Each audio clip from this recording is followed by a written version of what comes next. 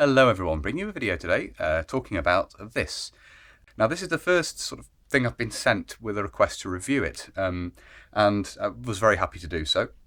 It's a product from Lead, Bread and Thread.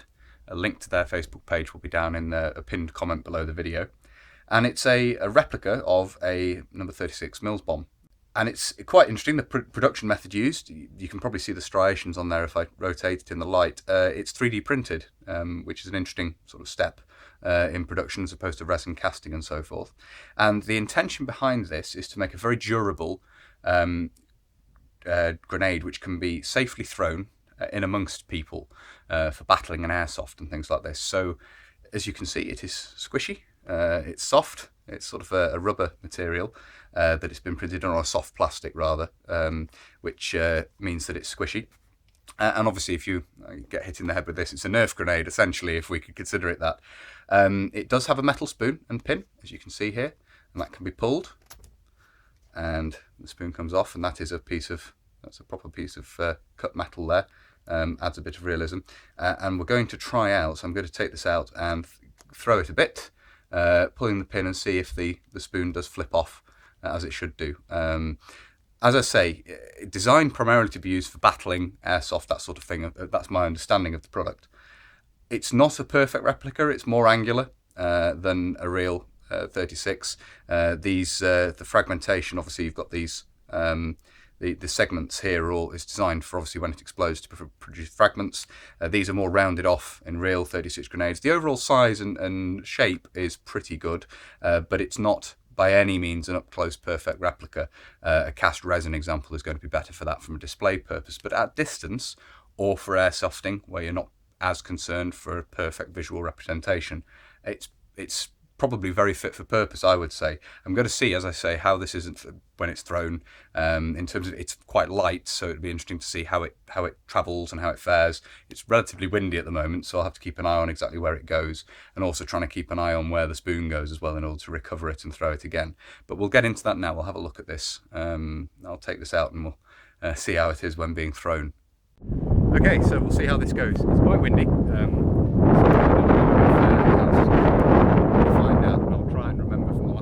Which is quite a while ago, the proper form, but we'll see how we go. Okay.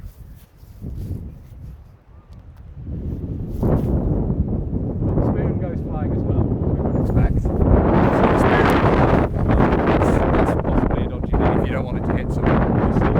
Let's see if I can find them now.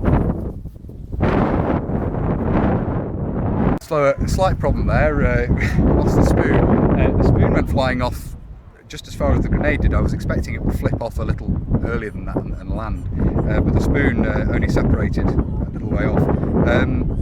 Other than that, this flew very well. You'll see at the end of the video, I actually filmed a little bit talking about this at the end before I'd been to the park, so I do still have the spoon in that part of the video. Unless it turns up, I'm afraid the spoon is gone. So if you're going to be throwing these, you might want to remove the spoon ahead of time and keep hold of it, because it flew off with the grenade rather than separating. So there it is. They did separate mid-air, but obviously went flying off somewhere, and in the grass here it's not readily visible. So yeah, unfortunately that's one thing that happened, but it did fly very well. So there we are. That's a few little clips of me messing around with this in the park. As I say, from the point of view of using this as a display item, I would not recommend it for that. In terms of its visuals, it's not a perfect replica by any means. It's somewhat stylized the way it's been reproduced. But as I say, for what it's intended for, which is obviously being thrown in a battling situation where the crowd are going to be at a distance, or for airsofting where sort of it's your own, to a degree at least, it's your own standards that you're working to in terms of realism or authenticity, accuracy, whatever word you want to use, it would be fine for that. And I would say certainly getting hit with this is not going to cause you a problem. It's nice and soft.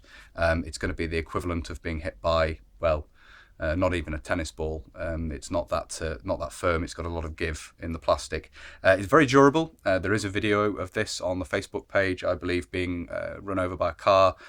Put a car wheel on it and then turn dry steer and grind this into the ground, and it comes out fine. So very, very durable, very tough, difficult to destroy, difficult to tear, the material.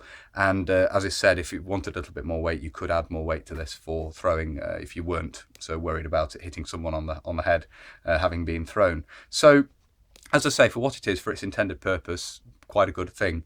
If the visuals could be improved even further, that would be great. As I say, that's a review of this product from Lead, Bread and Thread.